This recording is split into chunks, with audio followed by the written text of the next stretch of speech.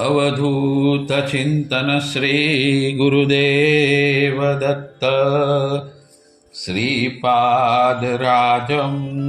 शरणं प्रपद्ये।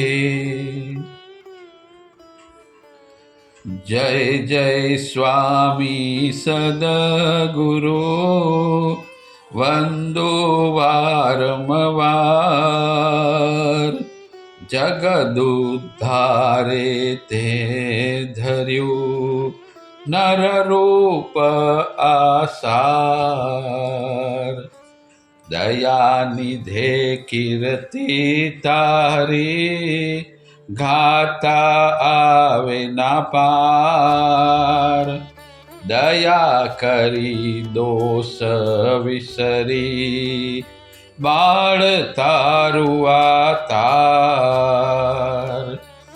विश्वव्यापीने तू वध्यो सच्चिदानंद पूर्ण। जय त्रिमूर्ति नमो तने दौड़वा हरे तू पूर्ण। आप भक्ति सुखता हरो तेम सतसंगत दर्थ। दौड़ हवे नृषि सरस्वती जाय जन्म आव्यर्थ। जाय जन्म आव्यर्थ।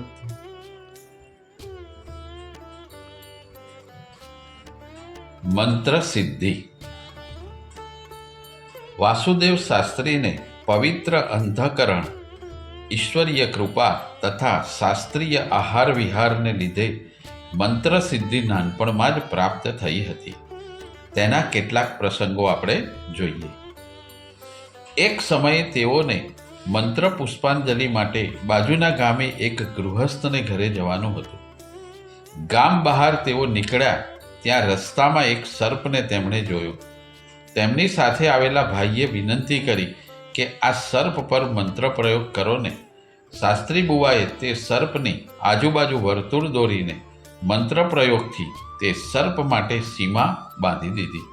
સાપ તે વર્તુળની બહાર જઈ શક્યો નહીં, તે વર્તુળની અંદર જ ફરી શક્યો। મંત્ર પુષ્પાંજલિ થઈ ગયા પછી શાસ્ત્રી બુવા તથા માણગાંવના ગૃહસ્થ બીજા રસ્તે પાછા આવ્યા અને સાપને બંધન કર્યું છે તે ભૂલી ગયા। બીજા દિવસે શાસ્ત્રી બુવાને યાદ આવતા તેઓ જંગલના રસ્તે ગયા તથા સર્પને બંધન મુક્ત કર્યો। તરત જ સાપ જંગલમાં જતો રહ્યો। આ પછી શાસ્ત્રી બુવા એટલે કે સ્વામી મહારાજે નિયમ લીધો કે બિનજરૂરી સર્પ બંધન ન કરવું। ગરુડેશ્વરમાં તેમના જીવનની અંતિમ ક્ષણોમાં પ્રવચન સમયે એક સાપ વારંવાર આવતો, આથી શ્રોતાઓ ગભરાઈ જતા। છેવટે સ્વામી મહારાજે તેના પર ચોખા મંત્રીને નાખ્યા, જેથી તે સાપ બધાને દેખાતો બંધ થયો, તેનું બંધન ન કર્યું। એક બીજો પ્રસંગ છે। શાસ્ત્રી બુવાની બહેન પરણીને સાસરે રહેવા ગઈ હતી। તેની ગાય એકદમ ઉન્મત્ત બનીને દોડ કરતી હતી અને દોહવા દેતી ન હતી।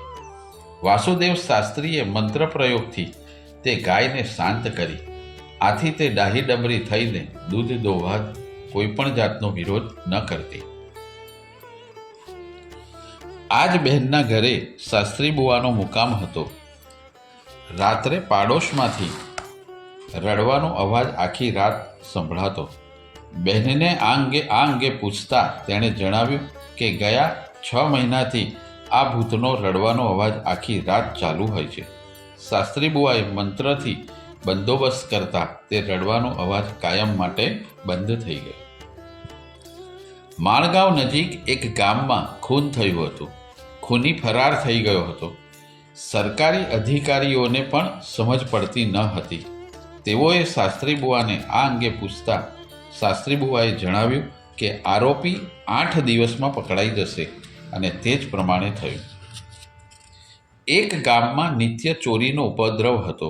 ચોર પકડાતો ન હતો। શાસ્ત્રી બુવાને આ અંગે માર્ગદર્શન માટે વિનંતી કરતા તેમણે ચોરનું સ્વરૂપ તથા તેનો ચોરી કરવાનો સમય આદિ કહીને તે પ્રમાણે તકેદારી રાખતા એકે એક ચોર પકડાઈ ગયા. માળ ગામમાં એક ગૃહસ્થની સંતતિ નાશ પામતી હતી. તેને શાસ્ત્રી બુવાએ પિશાચની પાદુકા કરીને પૂજા કરવા કહ્યું. તે પ્રમાણે કરતાં જ તેની સંતતિ બચવા લાગી. સાવંતવાડીના સબનીશનો દીકરો બીમાર હતો. શાસ્ત્રી બુવાએ તેને બ્રાહ્મણને ગો પ્રદાન કરવા જણાવ્યું. તેણે વળી સ્વામી મહારાજના નાના ભાઈ સીતારામ ભટ્ટને ગાય તથા દક્ષિણા આપી. સીતારામ જેવો ઘરમાં આવ્યો કે તાવમાં પટકાયો. શાસ્ત્રી બુવાને તે અંગે જણાવતા તેઓએ કહ્યું કે તેમને પૂછ્યા વગર ગો પ્રદાન કેમ લીધું. છેવટે બમણી દક્ષિણા અને ગાય બીજાને આપતા સીતારામ તાવમાંથી મુક્ત થયા.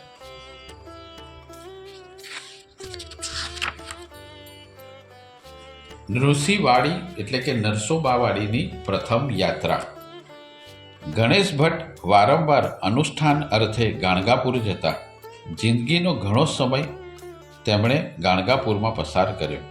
વાસુદેવ શાસ્ત્રીને પણ વારંવાર નૃસિંહવાડી જવાની ઈચ્છા થતી, પરંતુ પોતે માતૃભક્ત હોવાથી માતાની ઈચ્છાને આધીન જ રહેતા. ગણેશ ભટ્ટે લગભગ ગૃહત્યાગ જ કર્યો હતો એમ કહેવાય.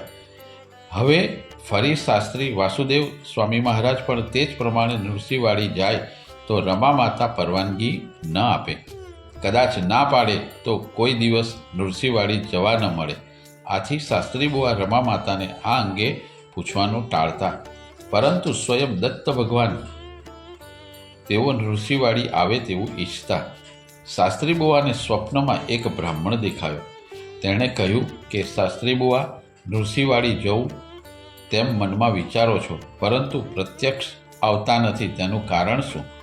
શાસ્ત્રી બુવાએ સ્વપ્નમાં જ જવાબ આપ્યો કે માતાજી રજા ન આપે તો? તે બ્રાહ્મણે સ્વપ્નમાં કહ્યું, તમે રજા માગશો તો માતાજી અવશ્ય આપશે. પૂછી તો જુઓ. તદુપરાંત તમને સંઘાત પણ મળશે અને જવાની વાટ ખર્ચી પણ મળશે. આટલું કહીને બ્રાહ્મણ સ્વપ્નમાં અદૃશ્ય થયો. શાસ્ત્રી બુવા સ્વયં દત્તાવતાર હોવાથી દત્ત ભગવાન દત્ત સ્વરૂપે નહીં પણ કોઈ બીજા સ્વરૂપે દર્શન આપી શકે છે. માટે દત્ત ભગવાન બ્રાહ્મણ સ્વરૂપે શાસ્ત્રી બુવાને દર્શન આપે છે. શાસ્ત્રી બુવાએ સ્વપ્નની વાત માતાજીને જણાવી. રમા માતા બોલ્યા, તારે નૃસિંહવાડી જવું હોય તો જા, મારી ના નથી. આમ શાસ્ત્રી બુવા નૃસિંહવાડી જવા માટે નીકળ્યા. તેમની વાત સાંભળીને માળગાંવમાં રહેતા એક ગૃહસ્થ પણ તેમની સાથે જવા તૈયાર થયા. આમ બંને જણા નૃસિંહવાડી જવા સાવંતવાડી આવ્યા. સાવંતવાડીમાં રામભાઉ સબનીશે શાસ્ત્રી બુવાને 2.5 રૂપિયા આપ્યા અને કહ્યું, તમે જન્મપત્રિકા બનાવી હતી તેના પૈસા આપવાના મારે બાકી હતા. આમ સ્વપ્ન દ્રષ્ટાંત પ્રમાણે સંઘાત મળ્યો તથા વાટ ખર્ચીના પૈસા પણ મળી ગયા. આથી શાસ્ત્રી બુવાને સંતોષ થયો. આગળ જતા બોરગાંવ મુકામે શાસ્ત્રી બુવાને ફરી સ્વપ્ન દ્રષ્ટાંત થયો. નૃસિંહવાડીમાં ગોવિંદ સ્વામી તરીકે મોટા અધિકારી સંત નિવાસ કરે છે. તેમના દર્શન અવશ્ય કરજો. રસ્તામાં પણ ઠેક ઠેકાણે સંઘાત મળતો રહ્યો. આમ શાસ્ત્રી બુવાનો ઘણા વર્ષોનો સંકલ્પ પૂરો થયો. દત્ત પાદુકાના દર્શન કરીને શાસ્ત્રી બુવાએ ગોવિંદ યતિની પૂછપરછ કરી. ત્યાં જ બ્રહ્માનંદ મઠની મેળીએથી સ્વયં ગોવિંદ સ્વામી પગથિયા ઉતરતા હતા અને શાસ્ત્રી બુવા ચિર પરિચિત હોય તે પ્રમાણે પૂછપરછ કરી કે શાસ્ત્રી બુવા, તમે આવી ગયા? સ્નાન કરીને મેળા ઉપર મુકામે આવો. આમ પ્રથમ દર્શને જ ગોવિંદ સ્વામીએ આત્મીય ભાવ દર્શાવ્યો. તેથી વાસુદેવ શાસ્ત્રીને ખૂબ જ આનંદ થયો. શાસ્ત્રી બુવાએ ને નૃસિંહવાડીમાં પહેલાં કોઈ ઓળખતું ન હતું.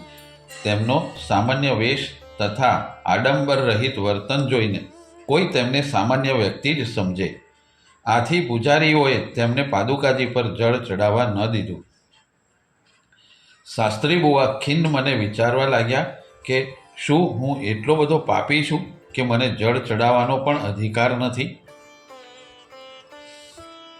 શાસ્ત્રી બુવા ખિન્ન મને પગથિયા ચડતા બ્રહ્માનંદ મઠ તરફ જવા લાગ્યા.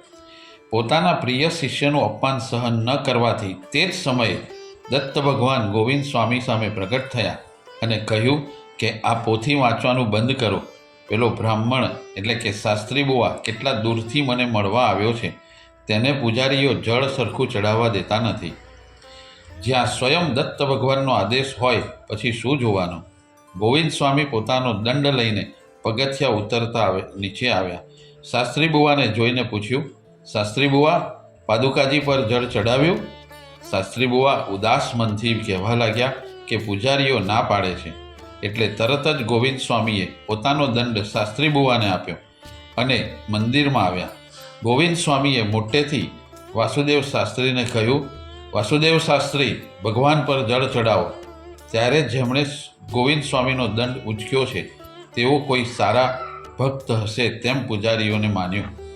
આમ પ્રથમ નૃસિંહવાડી યાત્રા દરમિયાન શાસ્ત્રી બુવાનો મુકામ ત્યાં 1 મહિનો રહ્યો. કૃષ્ણમાં રોજ સ્નાન કરી પાદુકાજી પર જળ ચડાવવાનો તથા પ્રદક્ષિણા કરવાનો શાસ્ત્રી બુવાનો નિયમ હતો.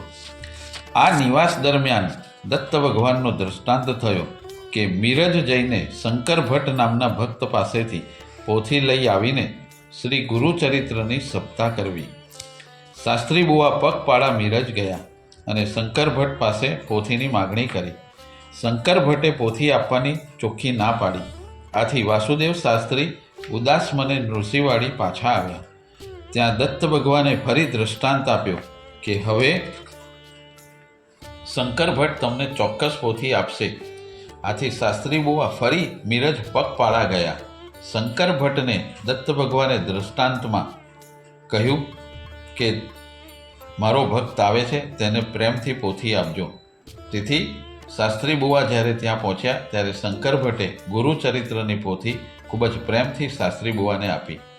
જ્યાં સુધી પોથી ન મળી ત્યાં સુધી શાસ્ત્રી બુવાએ ન તો અન્ન ગ્રહણ કર્યું કે ન તો તેમણે દત્ત ભગવાન પ્રતિ અણગમો કે કોઈ ક્રોધ દર્શાવ્યો. કદાચ દત્ત ભગવાન પણ તેમની દ્રઢ ભક્તિની કસોટી કરતા હશે. નૃસિંહવાડીમાં શયન આરતી પછી મંદિરમાં જવાની મનાઈ છે. શાસ્ત્રી બુવાને આ નિયમની જાણ ન હતી. એક રાત્રે કૃષ્ણા નદીમાં હાથ પગ ધોઈને શાસ્ત્રી બુવા મંદિરમાં આવ્યા તો મંદિર બંધ હતું. હવે પ્રદક્ષિણા કરીને પછી મુકામે જઈએ એમ વિચાર કરીને શાસ્ત્રી બુવા દક્ષિણ તરફના દ્વાર પાસે આવ્યા. ત્યાં એક યતિ તેજસ્વી સંન્યાસીએ શાસ્ત્રી બુવાને પ્રશ્ન કર્યો, શયન આરતી પછી મંદિરમાં કોઈએ આવવું નહીં, તે નિયમની તમને જાણ નથી? શાસ્ત્રી બુવાએ જણાવ્યું કે તેઓ પ્રથમ જ વાર અહીં આવ્યા હોવાથી તેમને આ નિયમની ખબર નથી. તેઓ ક્ષમા પ્રાર્થે છે. આ સાંભળીને તે તેજસ્વી સંન્યાસી અદૃશ્ય થયા. શ્રી ગોવિંદ સ્વામીને આ અંગે પૂછતા તેમણે જણાવ્યું કે તેઓ સ્વયં દત્ત ભગવાન હતા. તેમને દંડવત પ્રણામ કર્યા કે નહીં? તેમણે અહેતુક કૃપા કરીને તમને દર્શન આપ્યા છે. આગળ જતા શાસ્ત્રી બુવાએ ગોવિંદ સ્વામીને જ ગુરુપદે સ્થાપ્યા. એક વખત ગોવિંદ સ્વામીએ શાસ્ત્રી બુવાને દત્ત પાદુકાનું નિત્ય પૂજન કરવા કહ્યું. શાસ્ત્રી બુવાએ કહ્યું કે દેવની ઈચ્છા મુજબ થશે. તેઓ નિત્ય પંચાયતની પૂજા કરતા હતા. આથી અલગ રીતે પાદુકાની પૂજા કરવાની જરૂર નથી તેમ તેઓ માનતા. પરંતુ પછી દત્ત ભગવાને તે પ્રમાણે દ્રષ્ટાંત આપતા તેમણે પાદુકા પૂજન શરૂ કર્યું. આમ દત્ત સંપ્રદાયમાં પાદુકા તથા પાદુકાનું પૂજનનું એક અનેરું અને વિશિષ્ટ મહત્વ છે. આ જ પ્રમાણે એક વખત પાર્થિવ પૂજા કરવા શાસ્ત્રી બુવાને દ્રષ્ટાંત થયો. પ્રથમ તેમણે ધ્યાન ન આપ્યું. બીજી વાર દ્રષ્ટાંત થયો ત્યારે તેમણે જણાવ્યું કે તેનું વિધાન તેમની પાસે નથી. આથી દત્ત પ્રભુએ તેમને જણાવ્યું કે વિધાન કવિશ્વર બુવા એટલે કે નૃસિંહવાડી પાસેથી મળી જશે. તે વિધાન મેળવીને શાસ્ત્રી બુવાએ પાર્થિવ પૂજા શરૂ કરી અને દત્ત ભગવાને બસ કહેતા જ છોડી દીધી. નૃસિંહવાડીથી પાછા વળતા તેમનું મકાન માણગાંવમાં બંધાઈને તૈયાર થયું. તેની વાસ્તુ શાંતિ અનુજ હરિભટ્ટ દ્વારા કરાવી. પાપ ક્ષાલન અર્થે પ્રાયશ્ચિત તરીકે શાસ્ત્રોમાં ચંદ્રાયણ વ્રતનો જે ઉલ્લેખ કર્યો છે તે વ્રત શાસ્ત્રી બુવાએ કર્યું. એકમના દિવસે એક તથા રોજ એક એક કોળિયો વધારીને પૂર્ણિમાના દિવસે 15 કોળિયા લેવાના. કૃષ્ણ પક્ષમાં એક એક કોળિયો ઘટાડીને અમાસને દિવસે ઉપવાસ કરવાનો. ચાંદ્રાયણના બીજા પ્રકારમાં શુક્લ પ્રતિપદાએ ને દિવસે 15 કોળિયા, રોજ એક એક કોળિયો ઘટાડવાનો. પૂર્ણિમાના દિવસે એક કોળિયો તથા પછી રોજ એક એક કોળિયો વધારતા રહેવાનો અને અમાસના દિવસે 15 કોળિયા લેવાના. આને પીપલિકા ચાંદ્રાયણ વ્રત પણ કહે છે.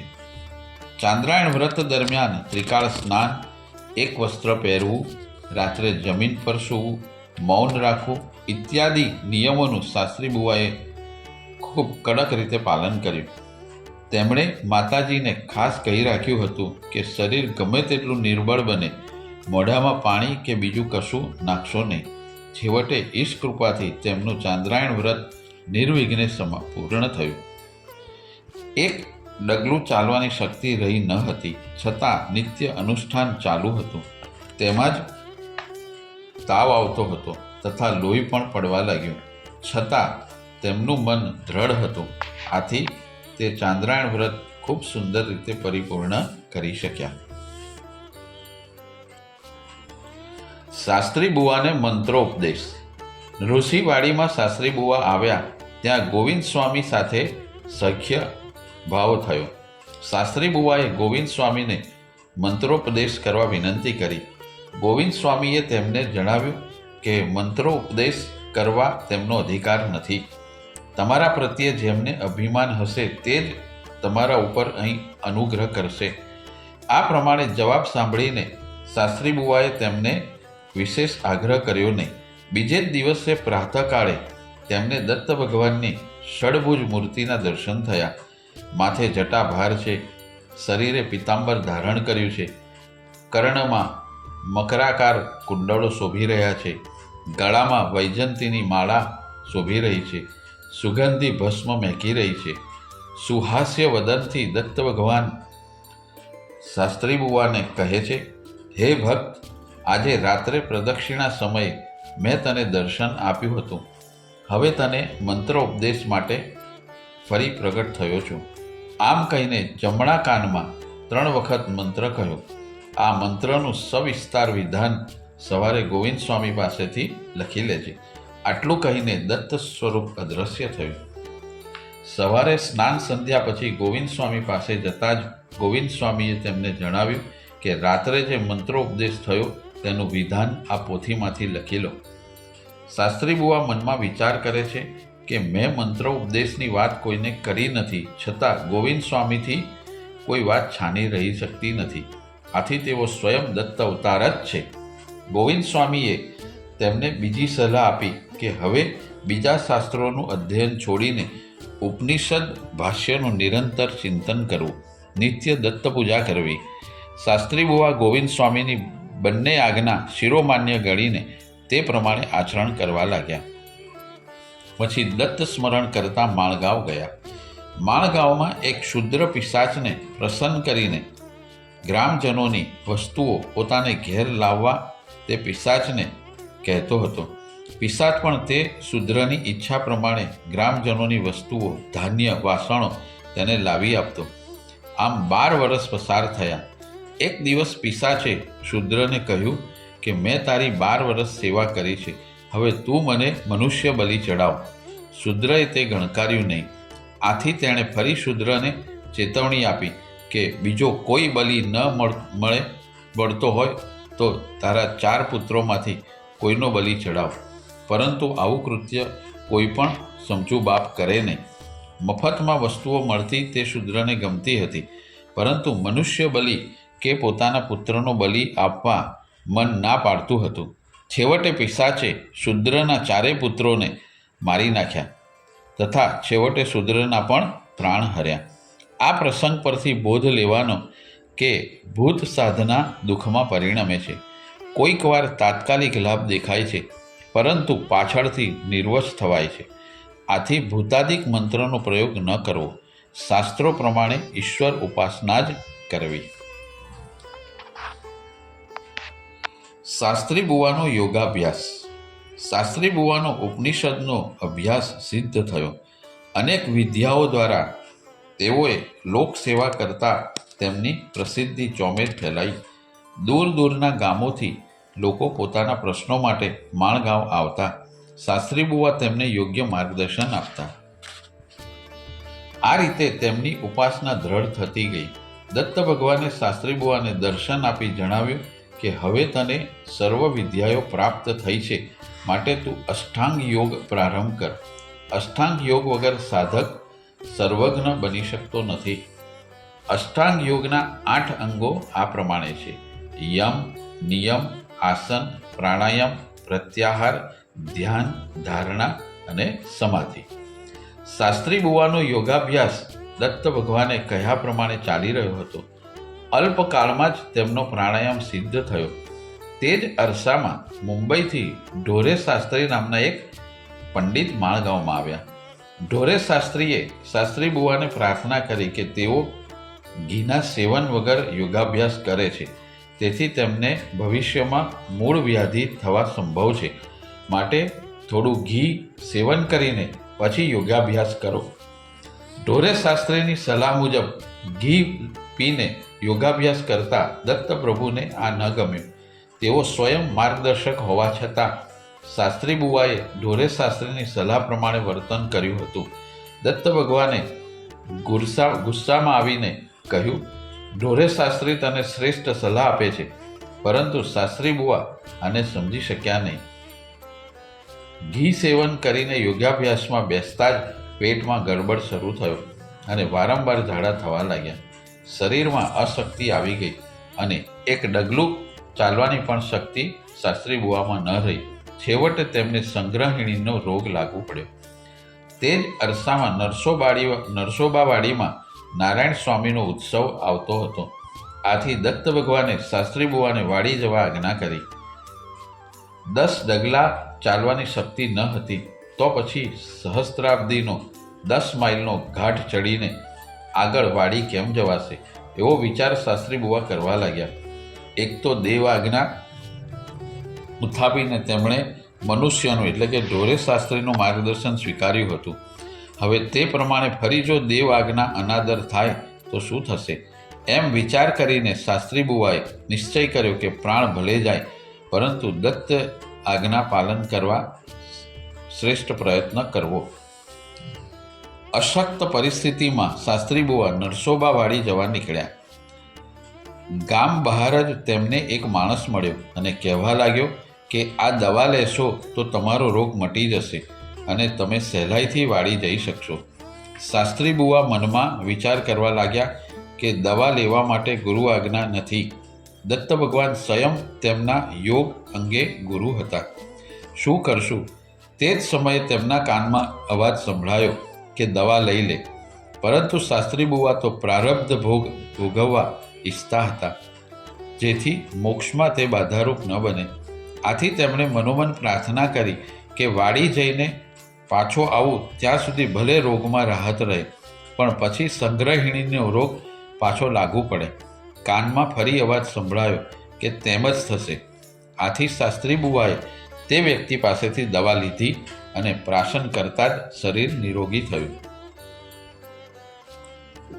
ઉત્સવ નિમિત્તે વાડીમાં જઈ દત્ત પાદુકાના દર્શન કર્યા તથા ગોવિંદ સ્વામીને વંદીને માણગાંવ પાછા આવ્યા. માણગાંવમાં આવતા જ સંગ્રહિણીનો રોગ પાછો ચાલુ થયો.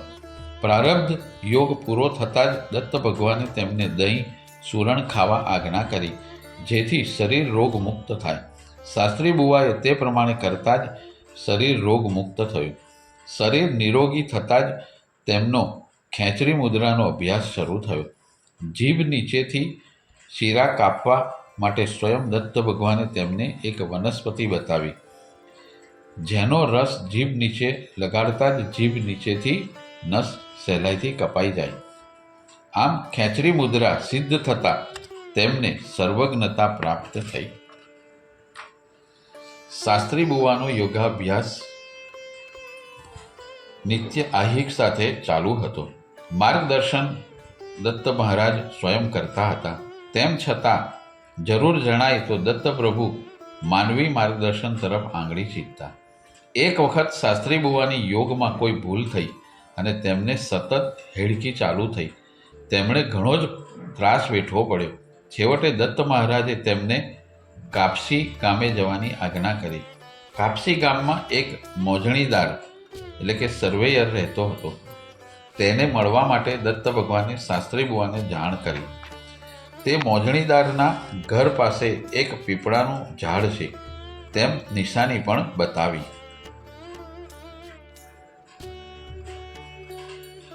શાસ્ત્રી બુવા કાપસી ગામે ગયા અને મોજણીદારને શોધી કાઢ્યો. તેના ઘરની બહાર એક પીપળાનું ઝાડ હતું. મોજણીદારે પોતાને થયેલી હેડકી અંગે વાત કરી તથા તેનો ઉપાય બતાવવા જણાવ્યું. મોજણીદારે જોકે સ્પષ્ટ શબ્દોમાં જણાવ્યું કે તેઓ યોગ વિશે કશું જાણતા નથી, આથી માર્ગદર્શનની વાત અપ્રસ્તુત છે. સ્વામી મહારાજને સ્વયં દત્ત ભગવાનનો દૃષ્ટાંત હતો, તેથી તેઓ પણ માર્ગદર્શન મેળવ્યા વગર માણગાંવ પાછા ફરવા માંગતા ન હતા. શાસ્ત્રી બુવાએ તે દિવસે કાપસી ગામમાં જ મુકામ રાખ્યો. રાત્રે સ્વયં દત્ત ભગવાને મોજણીદારને દૃષ્ટાંત આપ્યો કે શાસ્ત્રી બુવાને તેમણે મોકલ્યા છે, આથી તેમને અવશ્ય માર્ગદર્શન પૂરું પાડવું. દત્ત ભગવાનના દૃષ્ટાંતથી મોજણીદાર શાસ્ત્રી બુવાને બીજે દિવસે આદર સાથે એકાંતમાં લઈ ગયા તથા સતત હેડકી થવાનું કારણ જણાવી તેને દૂર કરવા ઉપાય કહ્યું. મોજણીદારે શાસ્ત્રી બુવાને ઉપયોગી થાય તેવું કબીર ધર્મદાસ સંવાદાત્મક એક હિન્દી પુસ્તક આપ્યું તથા જણાવ્યું કે નાના મોટા ઉપસર્ગો આવે તો તેના ઉપાય આ ચોપડીમાં જોઈ લેવા. તે ચોપડી ભવિષ્યમાં શાસ્ત્રી બુવાને ઘણી મદદરૂપ થઈ. આ પ્રસંગ 2-3 વાતો સ્પષ્ટ કરે છે. યોગ વિદ્યાને પુરાતન કાળમાં ગુપ્ત રાખવામાં આવતી. તેમાં પારંગત ગુરુઓ પોતાના વિશે ખાસ પ્રચાર કરતા નહીં. ભગવાનને દૃષ્ટાંત આપવા છતાં મોજણીદારે કોઈ માર્ગદર્શન કર્યું નહીં, કારણ કે ભગવાનનો દૃષ્ટાંત ફક્ત શાસ્ત્રી બુવાને થયો હતો. મોજણીદારને પણ થવો જોઈએ, જે પાછળથી થયો. આથી સાચા યોગીઓ શોધવા છતાં જડતા નથી અને જેઓ પોતાને યોગી કહેવડાવે છે તેઓ સાચા યોગી હોતા પણ નથી. યોગ રહસ્ય આથી ગુપ્ત રાખવામાં આવે છે. ત્રીજો સિદ્ધાંત એ પ્રતિપાદિત થાય છે કે યોગ વિદ્યામાં દૈવી માર્ગદર્શન મળતું હોય છતાં માનવ ગુરુનું માર્ગદર્શન અગત્યનું છે. દરેક ક્ષણે કદાચ ભગવાન માર્ગદર્શન માટે ઉપલબ્ધ ન હોય અથવા તો માનવી માર્ગદર્શનની ઉપયોગિતા સ્વયં ભગવાન દર્શાવે છે. સાવંતવાડીના નારોપંત ઉકીલવે ચોપડીમાં જોઈને પ્રાણાયામનો અભ્યાસ કરતા. તેમને પ્રાણાંતક પેટ છોડ ઉપડ્યું. શાસ્ત્રી બુવાને તે અંગે જાણ કરતા તેઓએ પૂછ્યું, તમે પ્રાણાયામનો અભ્યાસ કરો છો? નારોપંતે હા પાડી. કોના માર્ગદર્શનથી? એમ પૂછતા ચોપડીમાં જોઈને એવું નારોપંતે જવાબ આપ્યો. શાસ્ત્રી બુવાએ ચોપડીમાં જોઈ પ્રાણાયામ કરવા ના કહી અલ્પ માત્રામાં ઔષધિ બતાવી. તેનાથી નારોપંતનું પેટ શૂળ મટી ગયું. અવધૂત ચિંતન શ્રી ગુરુદેવ દત્ત શ્રીપાદરાજમ શરણમ પ્રપદ્યે.